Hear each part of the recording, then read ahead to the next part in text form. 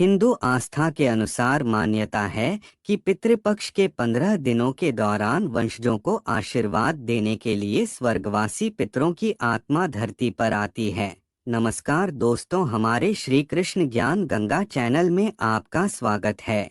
इसलिए उनके श्राद्ध के दिन आत्मिक शांति के लिए पिंडदान एवं तर्पण किया जाता है। पितरों का स्मरण कर श्रद्धा के साथ श्राद्ध कर्म किया जाता है। धर्माचार्यों के अनुसार पितृपक्ष के दौरान पुत्रों को अपने पूर्वजों का पिंडदान, तर्पण एवं श्राद्ध के बाद ब्राह्मण भोज कराना चाहिए। लेकिन यदि पुत्र जीवित न हो तो पौत्र, प्रपौत्र या विधवा पत्नी भी श्राद्ध कर सकती है। पुत्र न होने की स्थिति में पत्नी का श्राद्ध पति करता है।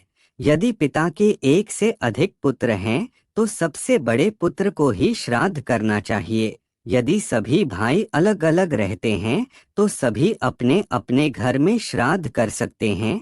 संयुक्त परिवार के रूप में यदि सभी साथ रहते हैं तो एक ही जगह श्राद्ध करना चाहिए। यदि किसी का पुत्र नहीं है तो दिवंगत व्यक्ति का भाई या उसके पुत्र या परिवार के अन्य लोग भी श्राद्ध एवं पिंडदान कर सकते हैं। यदि कोई भी उत्तराधिकारी नहीं है तो प्रपौत्र या परिवार का कोई भी व्यक्ति श्राद्ध कर सकता है। तर्पण और पिंडदान सिर्फ पिता के लिए ही नहीं बल्कि समस्त पूर्वजों एवं मृत परिजनों के लिए भी किया जा सकता है। गरुड़ पुराण में कहा गया है कि जिस मनुष्य की मृत्यु होने वाली होती है वह बोलना चाहता है लेकिन बोल नहीं पाता, उस समय शरीर से अंगूठे के बराबर आत्मा निकलती है जिसे यमदूत पकड़ लेते हैं। यमराज के दूत उस आत्मा को पकड़कर यमलोक ले जाते हैं। उस जीवात्मा को रास्ते में थकने पर भी यमराज के दूत डराते हैं और उसे नरक में मिलने वाले दुखों के बारे में बार बार बताते हैं। यमलोक 99,000 योजन दूर है। वहां यमदूत पापी जीव को थोड़ी ही देर में ले जाते हैं। इसके बाद यमदूत उसे सजा देते हैं। इसके बाद वह जीवात्मा यमराज की आज्ञा से यमदूतों के साथ फिर से अपने घर आती है।